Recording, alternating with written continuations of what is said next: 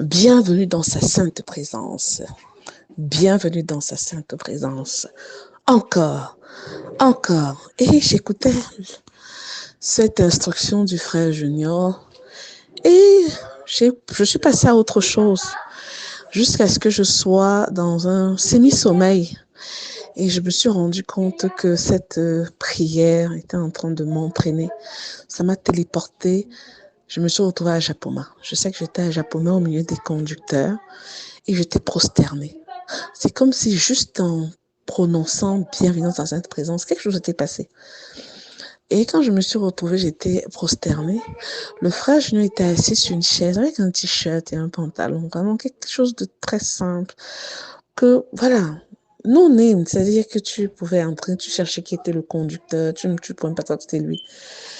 Et donc, je l'ai regardé, mais il dégageait il avait comme une auréole, comme une étincelle, comme un feu, je ne sais pas comment décrire ça, qui était au-dedans de lui et qui l'entourait. J'ai ça.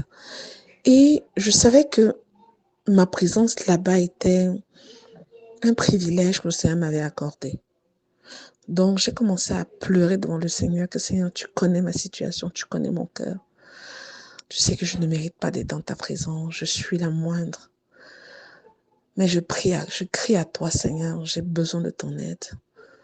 Je me sens vide, en tout cas, je pleurais devant le Seigneur de ma situation, de mon état, de ma condition. Et j'ai vu comme des mains du frère Junior être saisies par le Seigneur. Et ses mains étaient comme remplies de feu, comme des mains étincelantes. Et ses mains sont entrées dans ma poitrine. Ces deux m'ont saisi mon cœur. Mon cœur était comme dur, froid, inerte. Et les deux mains, lorsqu'elles ont saisi mon cœur s'est mis à battre. Comme si quelque chose avait été transféré dans mon cœur. Et j'entendais comme des milliers, des milliards de personnes qui étaient en train de dire « Bienvenue dans sa sainte présence. Bienvenue dans sa sainte présence. » Et dès que cette opération s'est faite, j'ai encore été téléportée, retéléportée dans ma maison. Mais je sais que le laps de temps que j'étais là-bas, je voyais des conducteurs, mais je voyais des corps prosternés, mais des esprits debout, comme en feu. Et je savais que,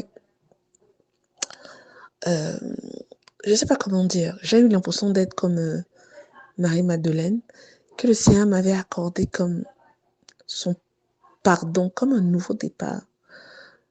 Et que mon esprit avait été amené là-bas juste pour recevoir ce cadeau. Donc, c'est ça.